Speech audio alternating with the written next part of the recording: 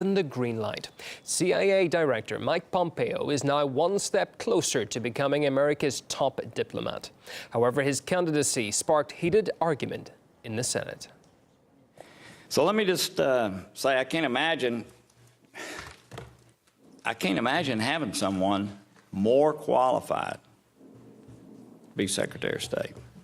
Unfortunately, I do not believe Director Pompeo is someone who will always prioritize diplomacy over conflict, particularly in the context of the aggressive foreign policy voices growing around him. I'm particularly concerned because of his past comments on regime change in North Korea and Iran, for example. He will be speaking for the president when he travels. He's the appropriate person for that. It's critically important that the Secretary of State be an independent voice in the White House. I am concerned about that. I think he's not the right person for this position. What nominee would you vote yes for? I don't want to vote for people who are anti-diplomatic to be the nation's chief diplomat. The Senate committee chose to back Mike Pompeo's nomination after a narrow vote following a last-minute reversal by Republican Senator Rand Paul. He had been a staunch critic of the outgoing CIA head over his hawkish stance. If not for Paul's last-minute switch, Mike Pompeo could have been on track for a historic distinction, the first Secretary of State nominee not to pass the committee stage. With more on all this, Samira Khan. Mike Pompeo, Washington's top diplomat. Well, that's as soon as he's confirmed by the U.S. Senate. But after the Foreign Relations Committee confirmed his nomination, he's one step closer to heading the State Department. We will report him to the floor in a positive manner. I want to thank members of this committee for the diligence they've displayed. I think we've done the right thing. Now, it was tense up until the very end, but one Republican senator kept up the suspense. Rand Paul could have paved the way for what would have been a historic snub by the committee, but a phone call from Donald Trump seems to have sealed the deal. I will say this about Rand Paul. He's never let me down. Rand Paul is a very special guy as far as I'm concerned. He's never let me down, and I don't think he'll let us down again.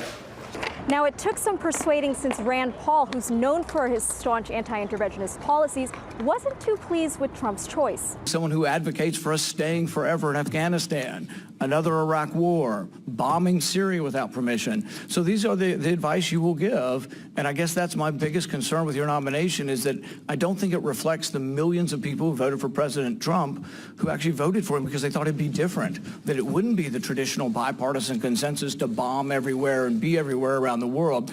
And he wasn't the only one with reservations at that April 12th hearing.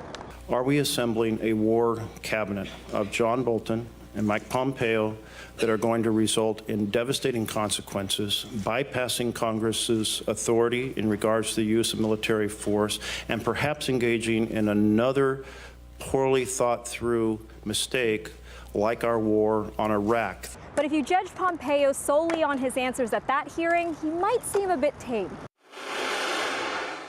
It's time to call out WikiLeaks for what it really is: a non-state hostile intelligence service often abetted by state actors like Russia. I can't think of a thing that has put America in a better position as a result of this deal. A very real danger. I hardly ever escape a day at the White House without the president asking me about North Korea and how it is that the United States is responding to that threat. It's very much at the top of his mind.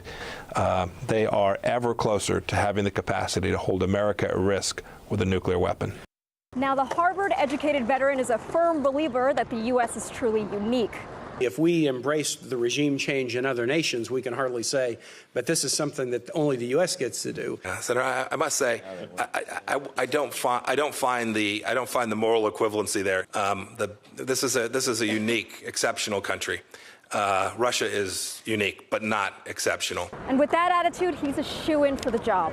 At the overall level, it's a very bad sign that Trump keeps surrounding himself with right-wing hawks on foreign policy. And now we've got a Secretary of State who is not known for being a diplomat. He's known to be a hawk on foreign policy, and he doesn't come from a diplomatic background. He comes, with more of a militaristic background. His policies and statements that he's advocated have been very hawkish.